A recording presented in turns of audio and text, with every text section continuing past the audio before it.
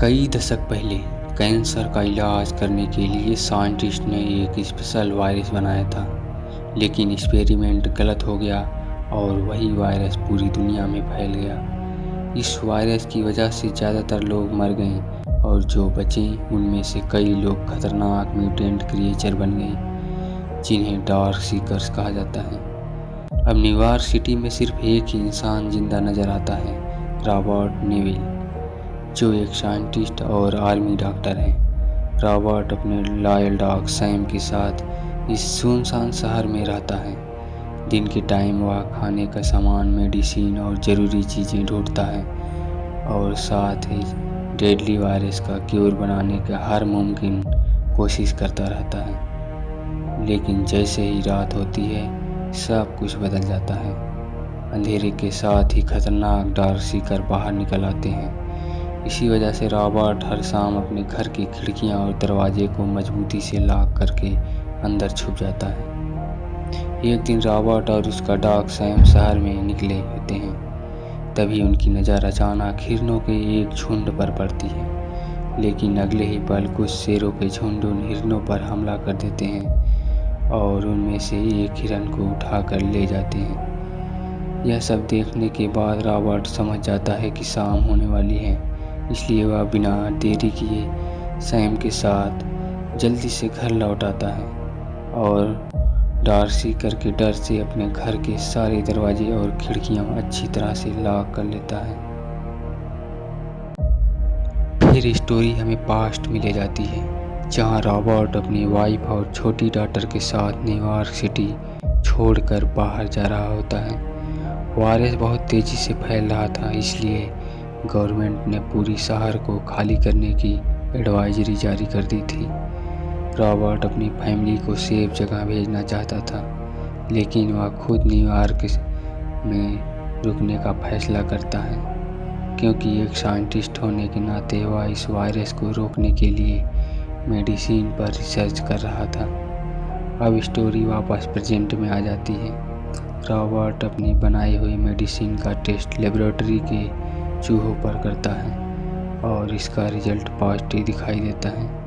इससे रॉबर्ट को थोड़ी उम्मीद मिलती है कि शायद क्यूर मिल सकता है। अब उसे इस मेडिसिन का टेस्ट किसी इन्फेक्टेड इंसान पर करना था, इसलिए रॉबर्ट अपने लॉयल डॉग सैम के साथ बाहर निकलता है ताकि किसी जिंदा डार्क सीकर को पकड़ सके। इस वक्त पूरा न्यूयॉर्क बिल्कुल सुनसान था। सड़कें, बिल्डिंग और मॉल सब खाली पड़े थे। डार्क सीकर दिन की रोशनी में बाहर नहीं निकलते थे, वह सिर्फ अंधेरे होते ही शिकार के लिए बाहर आते थे। इसी वजह से उन्हें ढूंढना बहुत मुश्किल था। हर दिन रॉबर्ट रेडियो पर एक मैसेज भी ब्रॉडकास्ट करता था। वह कहता था, अगर न्यूयॉर्क सिटी में कोई भी जिंदा है तो वह हर दोपहर साउथ स्टेट सी पोर्ट पर मुझसे मिल सकता है। मेरे पास खाना है, मेडिसिन है और रहने के लिए सेफ जगह भी है। अगर कोई मेरी आवाज़ सुन रहा है तो याद रखना, तुम अकेले नहीं हो। एक दिन रॉबर्ट और सैम एक टीयर का पीछा करते हुए एक बिल्डिंग के अंदर पहुंच जाते हैं, लेकिन जैसे ही टीयर रुकता है, अचानक कई डार्क सीकर उस पर हमला करते हैं और उसे मार देते हैं। यह देखकर रॉबर्ट और सैम बुरी तरह घबरा जाते हैं और वहां से भागने लगते हैं। इसी दौरान एक डार्क सीकर अंधेरे से बाहर आ जाता है और रॉबर्ट उसे जिंदा पकड़ने में कामयाब हो जाता है। वह उसे अपनी लेबोरेटरी में ले जाता है और उस पर मेडिसिन का टेस्ट शुरू करता है, लेकिन टेस्ट का रिजल्ट फिर भी सक्सेसफुल नहीं होता। रॉबर्ट को एहसास होने लगता है कि शायद इस वायरस का अब तक कोई इलाज ही नहीं मिला है और शायद दुनिया हमेशा के लिए बदल चुकी है। फिर स्टोरी एक बार पास्ट में चली जाती है, जहां हजारों लोग न्यूयॉर्क छोड़कर भाग रहे होते हैं। सिटी से बाहर निकलने से पहले हर इंसान की स्कैनिंग की जा रही थी, ताकि कोई इन्फेक्टेड व्यक्ति बाहर ना जा सके। इसी बीच रॉबर्ट अपनी फैमिली को अलविदा कहकर खुद शहर में रुक जाता है, क्योंकि उसका सिर्फ एक ही मकसद था कि इस खतरनाक वायरस को रोकना और जितना हो सके उतनी जिंदगियां बचाना। फिर स्टोरी वापस प्रेजेंट में आ जाती है। अब रॉबर्ट इस पूरे न्यूयॉर्क सिटी का अकेला जिंदा इंसान रह गया था। एक दिन वह हमेशा की तरह शहर में घूम रहा होता है और खुद से बातें कर रहा होता है। तभी उसकी नज़र एक पुतले पर पड़ती है जो अचानक रोड के बीच में खड़ा होता है। रॉबर्ट हैरान हो जाता है और सोचता है कि इस पुतले को यहाँ किसने ला कर रखा। जैसे ही वह उसके पास जाता है वह डार्क सीकर के बिछाए हुए एक ट्रैप में फंस जाता है और बुरी तरह से घायल हो जाता है। होश आने के बाद वह किसी तरह अपनी कार की तरफ बढ़ने लगता है। तब तक शाम होने लगती है और अंधेरा छा जाता है। अंधेरा होते ही डार्क सीकर अपने इन्फेक्टेड डॉग्स के साथ उस पर हमला कर देते हैं। रॉबर्ट हिम्मत दिखाते हुए उन इन्फेक्टेड डॉग्स को मार देता है, लेकिन इस दौरान उसका लॉयल डॉग सैम भी बुरी वायरस से इन्फेक्टेड हो जाता है। रॉबर्ट तुरंत सैम को एंटीडोट लगाता है और उसे बचाने की पूरी कोशिश करता है, लेकिन एंटीडोट का कोई असर नहीं होता। धीरे धीरे सैम भी डार्क सीकर में बदलने लगता है। अपने सबसे वफादार दोस्त को इस हालात में देखकर रॉबर्ट टूट जाता है और भारी दिल से उसे खुद ही मार देता है। उसी रात दर्द और गुस्से में रॉबर्ट साउथ स्ट्रीट सी पोर्ट पहुँच जाता है, जहाँ कई डार्क सीकर उस पर हमला कर देते हैं। वह लगभग मरने ही वाला होता है कि तभी एक लेडी आकर उसकी जान बचा लेती है। होश आने पर रॉबर्ट उस लेडी से मिलता है। वो अपना नाम एना बताती है। एना कहती है, हमने रेडियो पर तुम्हारा मैसेज सुना था। हम साउथ स्ट्रीट सी पोर्ट पर तुम्हारा इंतज़ार भी कर रहे थे। पहाड़ों में एक सेफ कॉलोनी है जहाँ लोग अभी भी जिंदा हैं और वायरस से बिल्कुल इन्फेक्टेड नहीं हैं। लेकिन रॉबर्ट को इस बात पर यकीन नहीं होता। वह उदास होकर कहता है, सब मर चुके हैं, सब खत्म हो गया है, कोई नहीं बचा है, मुझे थोड़ी देर अकेला रहने दो। कुछ देर बाद वह एना से माफ़ी मांगता है और उसकी जान बचाने के लिए उसका शुक्रिया अदा करता है।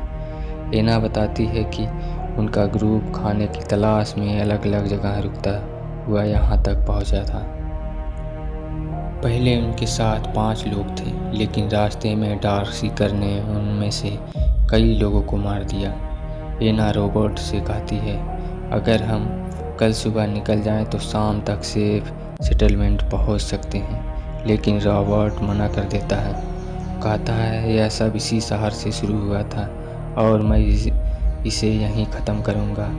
मुझे कहीं जाने की ज़रूरत नहीं है। जब तक क्योर नहीं मिलता मैं यहाँ से नहीं जाऊँगा। इसी बीच रॉबर्ट लेबोरेटरी में पकड़ी हुई डार्क सीकर फीमेल पर अपनी मेडिसिन की टेस्टिंग करता है। वह बताता है कि इस क्योर को बनाने की कोशिश में बहुत सारे इन्फेक्टेड लोग मर चुके हैं। शाम होते ही रॉबर्ट हमेशा की तरह घर की सारी खिड़कियाँ और दरवाजे बंद कर देता है। एना उसे समझाती है कि भगवान पर भरोसा रखो, सब ठीक हो जाएगा। लेकिन रॉबर्ट गुस्से में कहता है, करोड़ों लोग डार्क सीकर्स बन गए और सिर्फ कुछ ही लोग जिंदा बचे हैं। अगर भगवान होते तो यह सब कभी नहीं होता। तभी रॉबर्ट को अचानक शक होता है कि डार्क सीकर को उनके घर का पता चल गया है। वह सारी लाइटें बंद करके बाहर देखता है और सच में घर के बाहर बहुत सारे डार्क सीकर जमा होते नजर आते हैं। कुछ ही देर में वह घर पर हमला कर देते हैं।